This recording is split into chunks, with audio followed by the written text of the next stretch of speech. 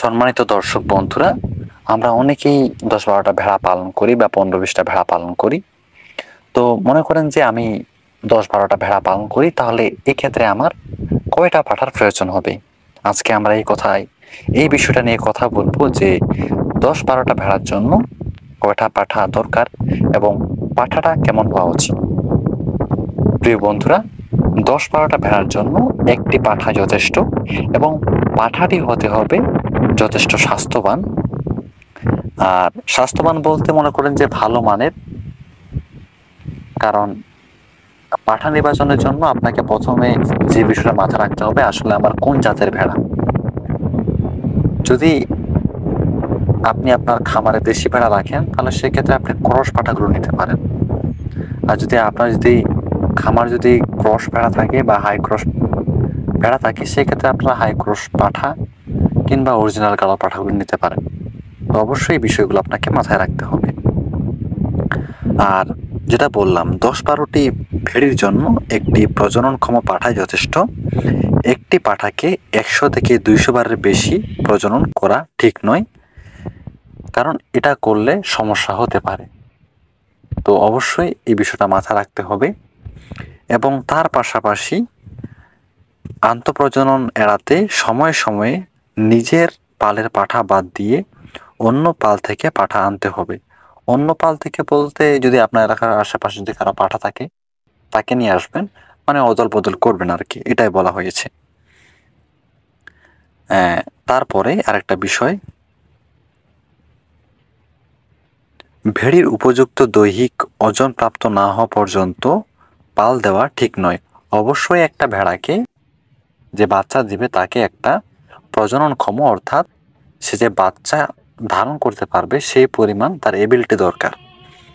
সেই পরিমাণ তার এবিলিটি না থাকে, সেই সময় থেকে পাল দেওয়া হয়, দেখা যাবে যে বাচ্চাটি ঠিক মতো বড় হওয়ার স্পেস পাবে না বা জায়গা পাবে না, এবং প্রসব হওয়ার সময় সেটি মরে যাওয়ার সম্ভাবনা বেশি থাকে।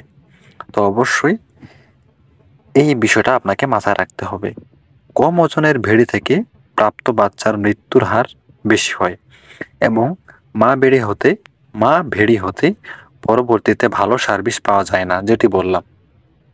অবশ্যই যাকে আপনি পাল দিচ্ছেন, যে ভেড়িকে, তাকে যেন একটু স্বাস্থ্যবান থাকে, যথেষ্ট ওজন থাকে এবং গর্ভধারণ করার মতো বা প্রজনন করার মতো তার যেন ক্ষমতা থাকে। এই বিষয়গুলো আপনাকে মাথায় রাখতে হবে। আরেকটা বিষয় যেটা বললাম, যে একটি পাঠাকে ১০০ থেকে ২০০ বারের বেশি প্রজনন করা ঠিক নয়।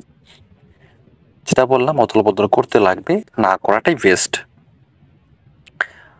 প্রজনন কাজে ব্যবহৃত পাঠার বাড়তি যত্ন নেওয়া প্রয়োজন। নিয়মিত কৌশল করাতে হবে, তারপরে চুল কাটতে হবে, ওরকম যেন তার সমস্যা হইলে সঠিক চিকিৎসা দিতে হবে, এবং প্রজনন ক্ষমতা বাড়াতে প্রতিদিন ১০ গ্রাম করে অঙ্কুরিত ছলা, যেটা আমরা বুট বলি, ছলা বুট, এবং দৈনিক ৩৫০ থেকে ৫০০ গ্রাম দানাদার খাদ্য সরবরাহ করতে হবে।